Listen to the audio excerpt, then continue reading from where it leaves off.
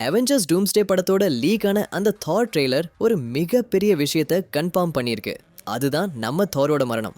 ஏன்னா MCU ஹிஸ்டரியிலேயே முதல் முறையா நம்ம தார் ரொம்பவே பலவீனமா தன்னோட உயிரை காப்பாத்திக்க சொல்லி ஓடின் கிட்ட கெஞ்சறத நாம பார்க்க போறோம். இதுவரைக்கும் தார் எவ்வளவோ கடவுள்கள் மற்றும் யூனிவர்ஸையே அழிக்க நினைக்கிற வில்லன்களை பார்த்திருக்காரு.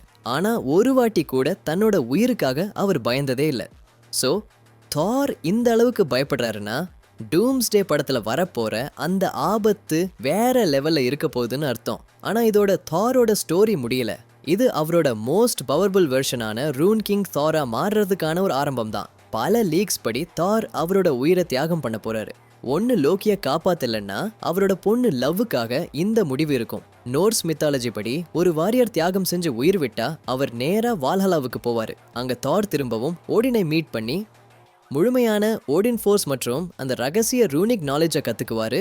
இதனால அவெஞ்சர்ஸ் சீக்ரெட் வார்ஸ் படத்துல நம்ம தார் ஒரு பயங்கரமான ரூன் கிங் தார் வெர்ஷன்ல மாஸ் என்ட்ரி கொடுக்க போறாரு.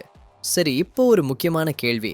டாக்டர் டூமா எதிர்க்க இந்த ரூன் கிங் தார் போதுமானவரா இருப்பாரா, இல்ல நம்ம அயன்மேன் திரும்ப வரணும்னு நினைக்கிறீங்களா? உங்க கருத்தை அப்படியே கமெண்ட்ல தட்டி விடுங்க.